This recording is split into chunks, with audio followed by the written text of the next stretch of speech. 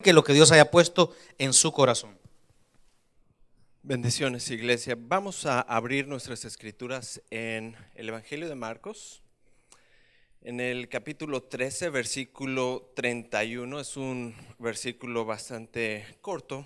Vamos a tomarlo para iniciar esta meditación en esta noche.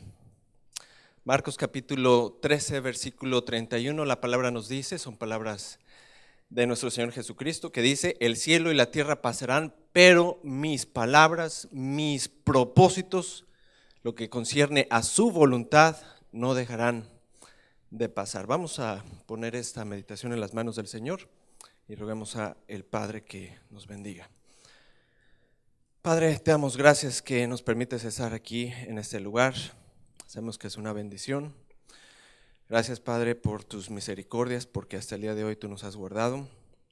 Rogamos que esa bendición, Señor, continúe, que nos mantenga, Señor, con los ojos puestos en Jesucristo, quien es el autor y consumador de la fe, que hay en nuestro corazón gracias a tu misericordia.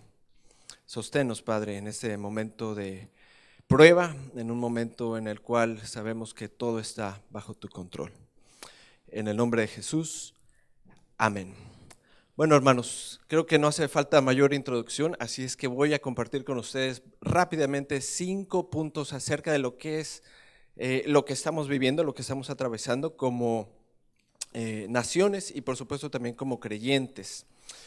Al respecto quiero plantear a ustedes la siguiente pregunta: ¿cuál es el propósito que Dios tiene detrás de toda esta situación que estamos viendo que se está desarrollando en las diferentes naciones? ¿Cuál es el propósito por el cual Dios ha permitido que algo como lo que estamos viendo enfrente de nosotros se esté desatando a nivel mundial?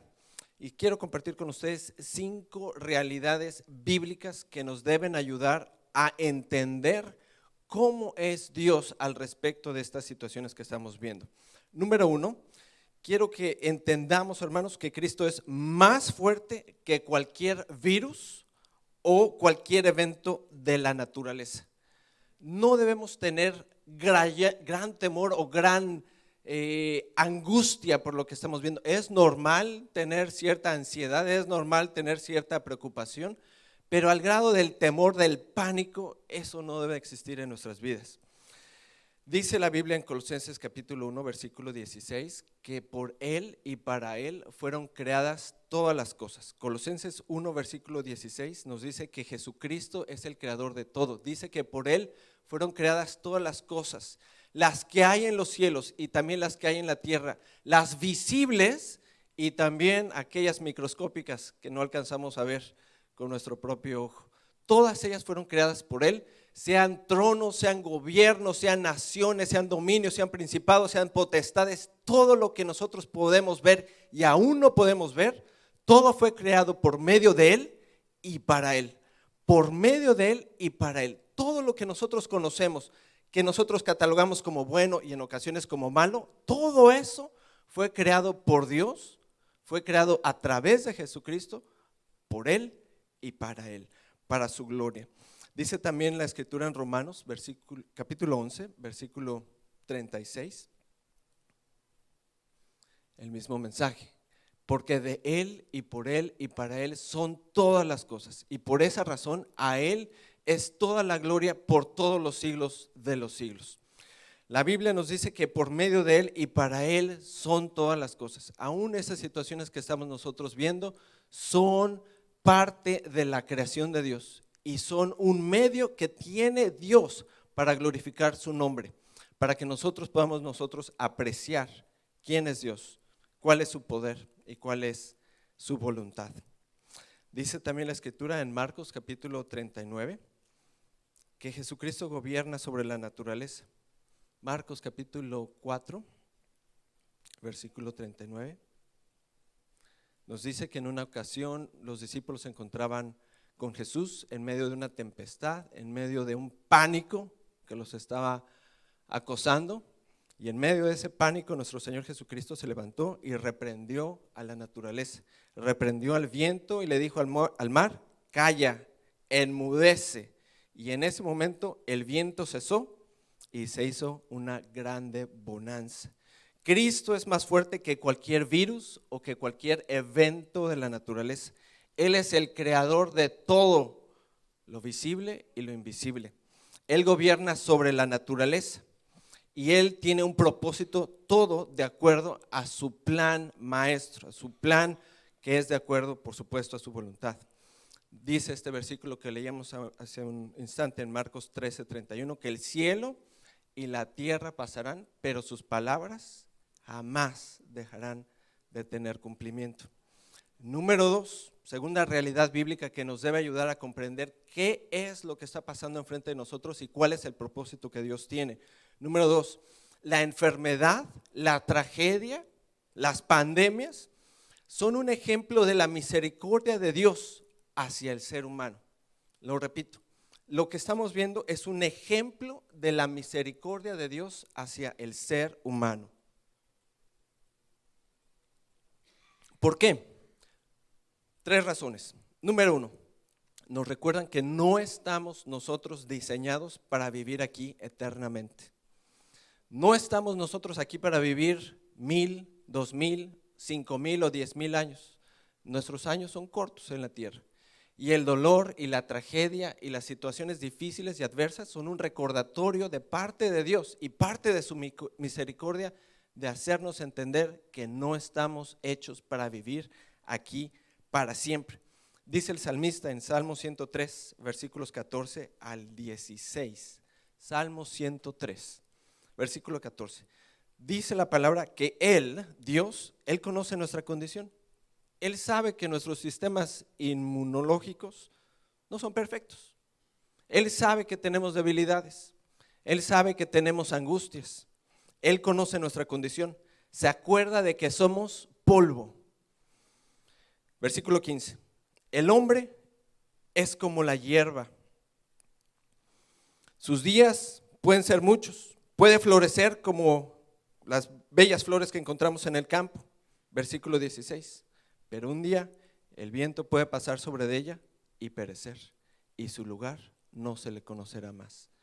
La vida del hombre es frágil y las tragedias y las situaciones adversas nos recuerdan que Dios es misericordioso y a través de ellas Dios sabe que nosotros tenemos un límite en este planeta. Segunda razón por la cual la tragedia es una manifestación de la misericordia de Dios. La vida está llena de dolor y Dios sabe que el dolor no es bueno para nosotros. Tenemos límites, pero el dolor es temporal. Dios así lo ha provisto, pero nuestro destino es eterno. Dice la escritura en 1 de Pedro capítulo 1, vamos a leer unos versículos ahí. En el versículo 3, 1 de Pedro capítulo 1, versículo 3, dice la escritura: bendito el Dios y Padre de nuestro Señor Jesucristo, que según su grande misericordia nos hizo renacer para una esperanza viva. Él nos ha hecho renacer para tener una esperanza viva a través de la resurrección de Jesucristo de los muertos. Más adelante en el versículo 6, Pedro dice que en esto debemos nosotros estar alegres, aunque ahora por un poco de tiempo, porque puede ser necesario que nosotros tengamos que ser afligidos en diversas pruebas. El apóstol Pedro le habla a los creyentes y les dice: hay gozo en nuestro corazón, porque tenemos una esperanza viva en nuestro ser, que es dada a través por la fe en Jesucristo. Tenemos una esperanza, pero también debemos entender que si es necesario, de acuerdo al plan de Dios, nosotros tendremos que ser afligidos en diversas pruebas. Somos una generación que crecimos con muchas vacunas. Venía ahorita en el carro y venía haciendo una lista mental de todas las vacunas que existen. No les voy a decir todas porque ni siquiera las conozco todas, pero me venía a la mente difteria, tosferina, tétanos, polio, sarampión, influenza, rabia. Ya llevo 7 y ustedes yo creo que se saben más. La lista es bastante grande de todas las vacunas que existen contra diferentes enfermedades, terribles, muchas de ellas que han cobrado la vida de miles y en ocasiones de millones de personas. Pero la Escritura nos dice que debemos estar conscientes que Dios sabe que en determinados momentos tendremos que pasar por aflicción, por diversas pruebas, pero nuestro gozo está en la esperanza que Él ha puesto en nuestro corazón, a través de la fe, a través de esa esperanza viva que es dada por la resurrección de Jesucristo de entre los muertos. Versículo 7. Nuestra fe será sometida, pero nuestra fe tiene un valor mucho más precioso que el oro, el cual es perecedero y se prueba con fuego, y sea nuestra fe entonces, a través de todas esas pruebas, hallada en alabanza, en gloria y honra, cuando sea manifestado Jesucristo. Versículo 8. A quien amáis sin haberle visto, en quien creyendo, aunque ahora no lo veáis, os alegráis con gozo inefable y glorioso, obteniendo el fin de vuestra fe, que es la salvación de vuestras almas. Las dificultades, las enfermedades, las angustias, los temores son una manifestación de la misericordia de parte de Dios. Nos recuerdan que tenemos una vida finita. Nos recuerdan que esta vida está llena de dolor, pero ese dolor es temporal. Nuestro destino es eterno. Tercera razón por qué las dificultades son parte de la misericordia de Dios es porque el dolor y la angustia doblegan nuestro corazón para buscar de Él. Quizás varios de nosotros nunca tendríamos una necesidad y una pasión por clamar a Dios si no fuera por las necesidades. En ocasiones creo que he compartido aquí con ustedes esta frase, este pensamiento que dice: recuerden, los momentos de mayor cercanía que han tenido con Dios han sido a través de las dificultades. Nadie puede venir a decirnos que han tenido un acercamiento intenso y un amor grande por Dios en el momento de la abundancia, en el momento en que todo va bien, en el momento en que tiene muchos ceros sus cuentas en los bancos. Nadie puede decir eso. Los momentos en el que nuestro corazón entra en mayor contacto con Dios es en los momentos de aflicción, en los momentos de prueba. El salmista dice en Salmo 121: alzaré mis ojos a los montes. ¿De dónde vendrá mi socorro? Mi socorro viene de Jehová, que hizo, como lo dijo el apóstol Pablo, todo, los cielos y la tierra. Tercera realidad que nos ayuda a comprender cuál es el propósito detrás de todo esto, de parte de Dios. Tercera realidad: la enfermedad puede tocar tanto a creyentes como a no creyentes. Esto es obvio, así es. Aunque escuchemos personas que digan, de hecho yo leí una nota por ahí, que hay ciertas cosas que usted puede hacer para evitar esta pandemia, que llegue a su hogar, que llegue a su cuerpo. La realidad en este momento es que todo está en las manos de Dios, nada más, nada más. Hay una nota por ahí, creo que está en CBC, que dice que hay ciertos quiroprácticos que han estado vendiendo la idea que a través de ciertos ejercicios usted puede estar libre de contraer cualquier enfermedad, por ejemplo el coronavirus. Eso es, por supuesto, una farsa. Y hay diferentes circunstancias que se van desarrollando, por ejemplo a través de las sectas y de otros grupos que van abusando en estos momentos. Nuestra situación, como les decía, no es nueva. Hay varias generaciones que han pasado por enfermedades, que han pasado por colapsos económicos, que han pasado por circunstancias de grande temor en sus países de origen, algunos, por ejemplo, con guerras civiles. Nuestra circunstancia que estamos viviendo en este momento no es nueva.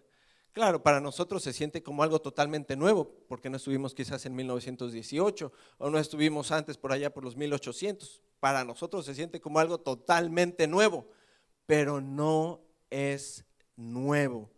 Y esto atañe tanto a creyentes como a no creyentes. Un ejemplo de eso, el tsunami del 2004. Allá por diciembre del 2004 se registró un terremoto en el Océano Índico de más o menos una magnitud de más de 9 grados. Eso llevó a morir en cuestión de unas horas, quizás día y medio, cerca de 200,000 personas, solamente en cuestión de unas horas. Y por supuesto, dentro de esa cantidad de muertos hubieron muchos no creyentes, pero también hubieron personas creyentes que estaban ahí en ese momento, quizás vacacionando, quizás algunos como misioneros, y fueron afectados. Nuestra vida es corta, nuestra vida es frágil como la de cualquier ser humano, sea creyente o no sea creyente. El salmista, en este caso Moisés, en el Salmo 90, versículo 12, dice este versículo. Moisés dice: enséñanos, Señor, enséñanos a vivir de tal modo que podamos contar nuestros días, que los podamos valorar, que los podamos apreciar en ti, y que traigamos a través de esa apreciación sabiduría a nuestro corazón, de que nuestra vida depende de ti. Las economías del mundo se van a colapsar, se están colapsando, se está pasando lo que ustedes quieran, pero nuestra confianza debe estar en Dios. Señor, enséñanos a contar nuestros días, las semanas que tenemos enfrente, los meses que tengamos enfrente, de tal manera que encontremos sabiduría de parte tuya, de saber apreciar, Señor, quién eres tú en nuestras vidas. Estaba leyendo un pequeño artículo de C.S. Lewis, un escrito de él. C.S. Lewis fue un escritor prolífico en los años 1900 en el Reino Unido. Él escribió, por ejemplo, las Crónicas de Narnia. C.S. Lewis creció por ahí más o menos de los 1920s y quizás llegó, no recuerdo bien, casi hasta los 1970s. Y él vivió la Segunda Guerra Mundial y por supuesto vivió también la crisis de la Guerra Fría, por ejemplo, los eventos de las armas atómicas. Y él escribió un ensayo acerca de las bombas atómicas y me gustó una parte que cabe bien en este contexto que estamos viviendo. Y él dice, bueno, ¿cómo vivir enfrente de una situación como la que estamos así? Pero él está pensando en bombas atómicas, no está pensando en una pandemia o en un virus. Y él dice lo siguiente: cuando escuchen la palabra bomba, reemplacen la palabra bomba por coronavirus y queda casi igual. Él dice, ante la amenaza de una bomba atómica, la primera acción que se debe tomar es estar unidos. Estar unidos. Y eso es algo que, por ejemplo, estamos escuchando de parte de nuestras autoridades, tanto las autoridades sanitarias como también del gobierno federal. Estemos unidos, estemos pendientes. Ok. It's not rocket science. Continúa, dice, si todos vamos a ser destruidos por una bomba atómica, entonces cuando esa bomba llegue, que nos encuentre haciendo cosas sensibles y humanas. ¿Cómo?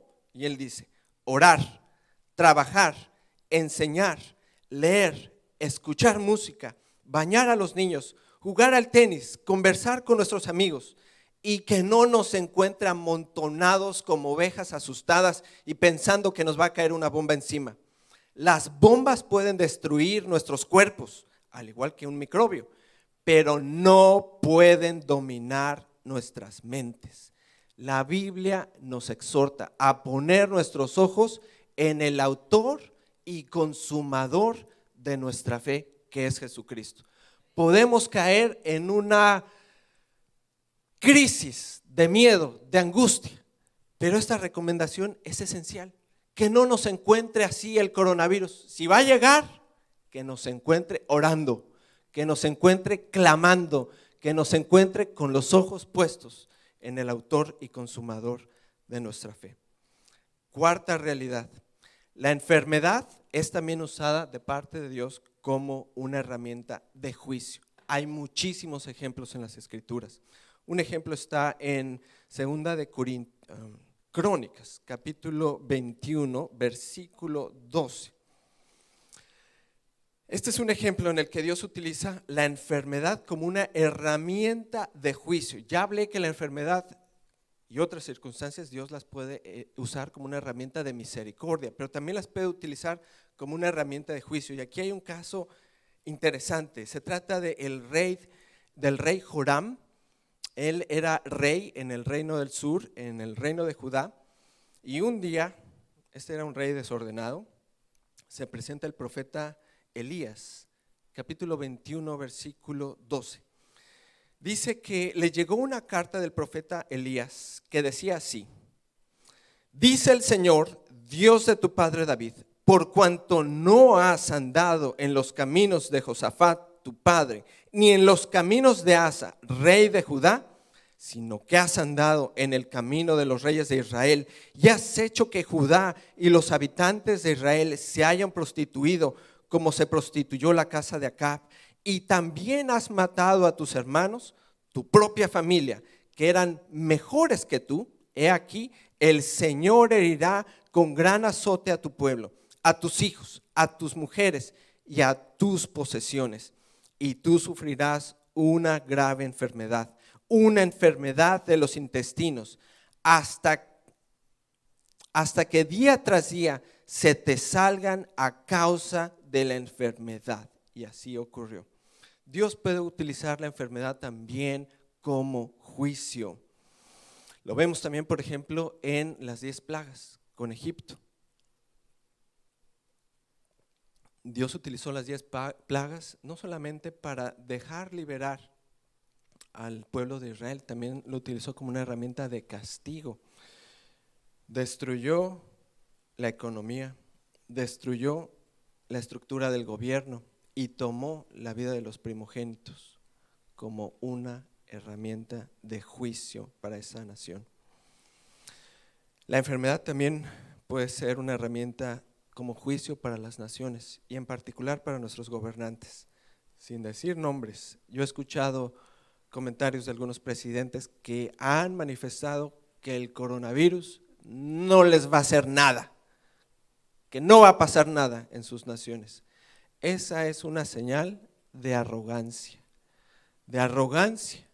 que nuestro Señor detesta.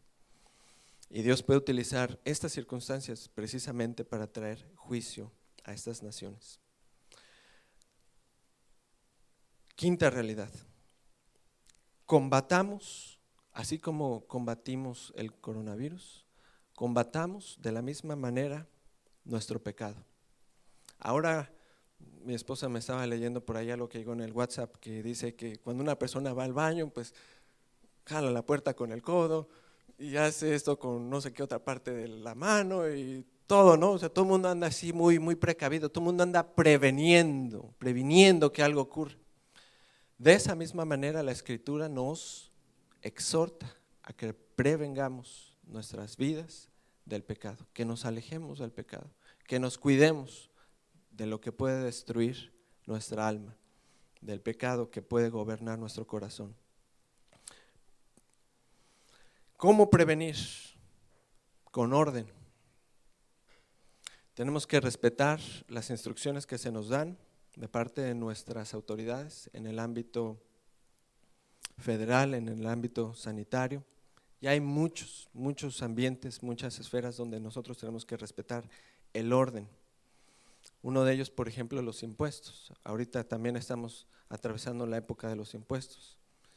Y hace unos años estábamos mi esposa y yo en Estados Unidos y ella me preguntaba: ¿y cómo saben que tú estás poniendo los datos que deben ser ahí? Bueno, ahora ya la tecnología ha aumentado, pero en aquellos días yo me acuerdo que yo tenía que preparar mi forma de impuestos y tenía que engrapar, quizás aquí también hubo una época, tenías que engrapar tu T4, allá la W4, la tenías que engrapar y la mandaban y las escaneaban en aquellos días y había pues mecanismos para tratar de detectar a algunas personas, pero todo estaba en base al orden y la confianza.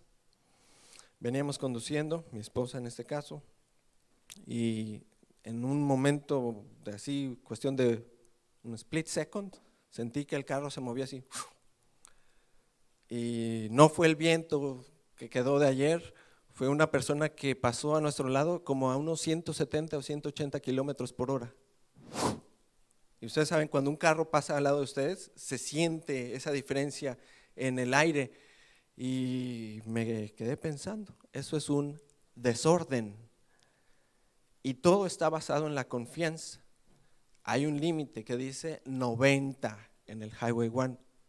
Y yo admito, mea culpa, yo también me lo paso. Pero últimamente he estado tomando mayor conciencia de que ese letrerito dice orden, respeta. Allá hay un letrerito que dice stop, hay que leerlo, por algo se puso. Hay unos letreros que dicen no parking, algunos ya nos han puesto multas por ahí, por estacionarnos y ser desordenados.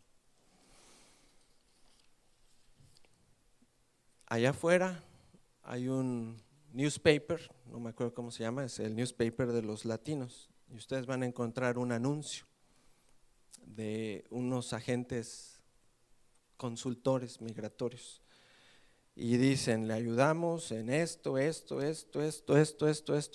toda la lista. Y una de las ayudas dice, le ayudamos para saber qué decirle a los agentes de migración. Yo le iba a poner ahí coma, la verdad. Nada más, nada más. Eso se llama desorden, desorden.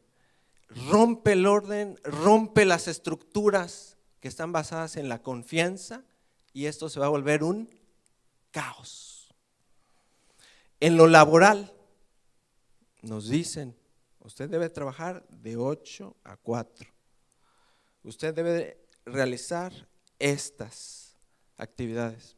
Pero lo más natural para muchos de nosotros es pues llegar tarde, irnos temprano, no hacer lo que nos toca, irla ahí llevando más o menos, de tal manera que no salgamos tan raspados, dicen unos. Y todo eso es un desorden. La verdad es que a todos nos gusta el desorden. Lo podemos ver en nuestros cuartos, lo podemos ver en la cocina, lo podemos ver en todos lados de nuestro hogar. Crecimos en medio de él, somos desordenados por naturaleza. Pero si continuamos practicando ese desorden nos va a destruir. Y el desorden destruye porque el desorden trae más desorden. Y el desorden destruye la confianza. ¿Qué estuvo haciendo China al inicio de esta crisis? Bueno, pasó lo que pasó, pero ellos llegaron y dijeron, se acabó, vamos a cerrar estas comunidades. Y contuvieron a millones de personas en una zona geográfica delimitada. Eso solamente lo puede hacer un estado totalitario como lo es China. No lo puede implantar cualquier estado. Por ejemplo, los estados y naciones del oeste no lo podrían implantar. Y la razón es porque las estructuras de gobierno en las que nosotros vivimos tienen principios cristianos. Y uno de los principios cristianos que gobierna nuestras estructuras es el de la confianza, de que haya orden basado en la confianza. Y cada vez que nosotros nos pasamos el límite, cada vez que nosotros mentimos, cada vez que llega una persona y dice, no, yo no tengo nada, y se mete, y sí, traía algo, y sí, traía síntomas, y no lo reporta, todo eso va socavando la confianza. Al punto que en algunos países, por ejemplo China, tienen, reconocimiento facial de las personas, tienen su wall of shame, cuando usted se cruza un semáforo y estaba en rojo, como pedestrian, le toman una foto y le llega al celular y le ponen su foto ahí en una pantalla. No hay confianza, ellos ya no confían en nadie. Y la confianza es un principio cristiano. ¿Cómo combatir el pecado? Con el orden, rogándole a Dios que nos ayude, que Él transforme nuestro corazón. La Biblia nos dice que Cristo fue enviado para rescatarnos de nuestro desorden, que Él vino para precisamente meternos al orden de Dios, para respetar la ley, para respetar los mandamientos que Dios ha dictaminado para nuestras vidas. Concluyo, hermanos. Cristo es mayor que cualquier enfermedad. Cristo es mayor que cualquier evento de la naturaleza. Dios puede utilizar cualquiera de estos eventos para colapsar nuestra forma de pensar que muchas veces es soberbia. Y todo esto para que nosotros entendamos nuestra finitud. Somos seres finitos. Para que entendamos su voluntad y para que nosotros ordenemos nuestra manera de vivir. Vamos a orar. Padre, te damos gracias en esta noche que nos permites estar aquí. Gracias, Padre, porque apreciamos a través de tu palabra que tú eres mayor que cualquier enfermedad, que cualquier situación, que tú a través de las pruebas muestras tu misericordia, que también a través de la prueba, Señor, tú traes juicio contra nuestro pecado, que nadie está exento, Señor, de tus juicios, que son inefables, que son justos, que son verdaderos. Que nuestra vida, Señor, es una vida en desorden, pero que Cristo murió para meternos en orden y en paz contigo. Señor, ayúdanos en este momento de tribulación, en este momento de angustia, a mantener la mirada en Cristo, el autor y el consumador de nuestra fe. Dice tu palabra que aunque los montes se traspasen a la mar, aunque la tierra tiemble, nuestro corazón debe alabarte. Llena, Señor, nuestro corazón de confianza, llena nuestro corazón, Señor, de alabanza. Que contemos, Señor, como dice el salmista, nuestros días y apreciemos, Señor, cuán grande tú eres en nuestras vidas. Rogamos, Padre, por aquellos que no te conocen en este momento de prueba, algunos enfermos, algunos en pánico, algunos, Señor, quizás indiferentes a tu palabra. Transforma, Padre, revela tu palabra a esos corazones, Señor, duros. Ruego por aquellos que se encuentran en medio de nosotros o escuchándonos a través del internet, Padre, que tú hagas un milagro para que ellos puedan ver a Cristo glorioso como el tesoro más excelso que existe en el universo. Padre, obra ese milagro que solamente tú puedes hacer. Si hay alguien entre nosotros que percibe ese milagro en su corazón y le gustaría que lo apoyáramos en oración, levante su mano.